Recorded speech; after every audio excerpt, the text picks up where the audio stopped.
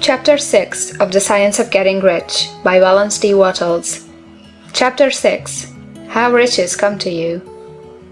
When I say that you do not have to drive sharp bargains, I do not mean that you do not have to drive any bargains at all, or that you are above the necessity for having any dealings with your fellow men. I mean that you will not need to deal with them unfairly. You do not have to get something for nothing, but can give to every man more than you take from him. You cannot give every man more in cash market value than you take from him, but you can give him more in use value than the cash value of the thing you take from him. The paper, ink, and other material in this book may not be worth the money you pay for it, but if the ideas suggested in it bring you thousands of dollars, you have not been wronged by those who sold it to you. They have given you a great use value for a small cash value. Let us suppose that I own a picture by one of the greatest artists, which, in any civilized community, is worth thousands of dollars. I take it to Baffin Bay, and by salesmanship induce an Eskimo to give a bundle of furs worth $500 for it. I have really wronged him, for he has no use for the picture. It has no use value to him. It will not add to his life. But suppose I give him a gun, worth $50 for his furs. Then he has made a good bargain. He has use for the gun. It will get him many more furs and much food. It will add to his life in every day. It will make him rich.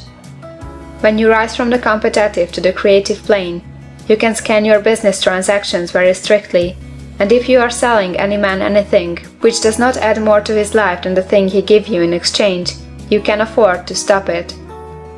You do not have to beat anybody in business, and if you are in a business which does beat people, get out of it at once. Give every man more in use value than you take from him in cash value. Then you are adding to the life of the world by every business transaction. If you have people working for you, you must take from them more cash value than you pay them in wages.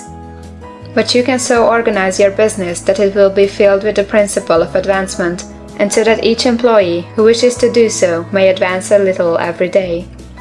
You can make your business do for your employees what this book is doing for you.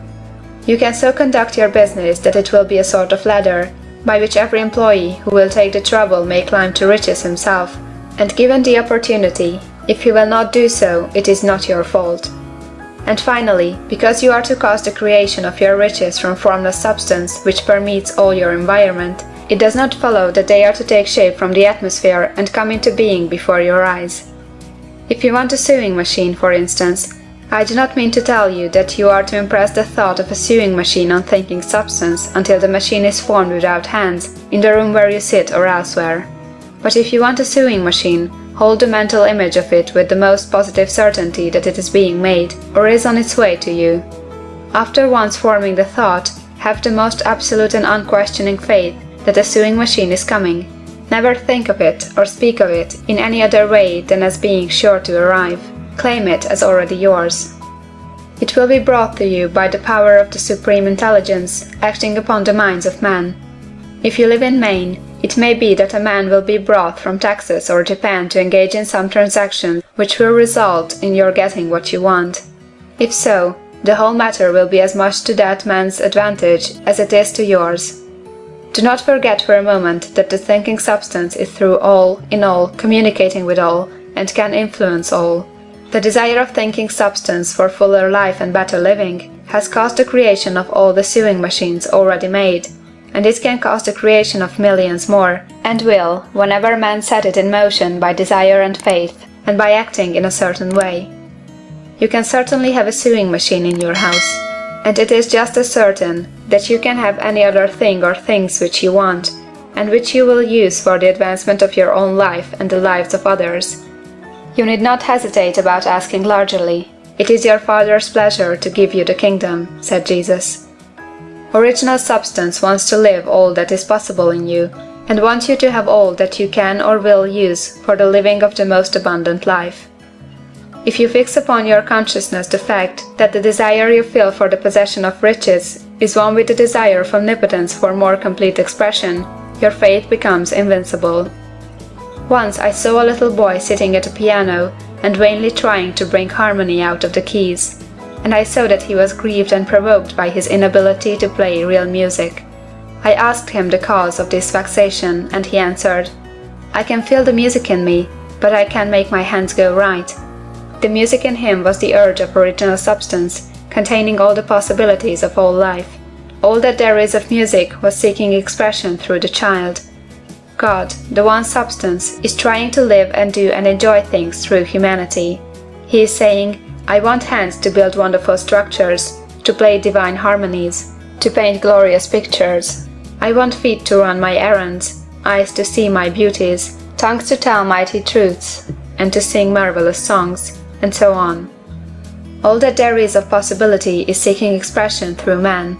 God wants those who can play music to have pianos and every other instrument, and to have the means to cultivate their talents to the fullest extent.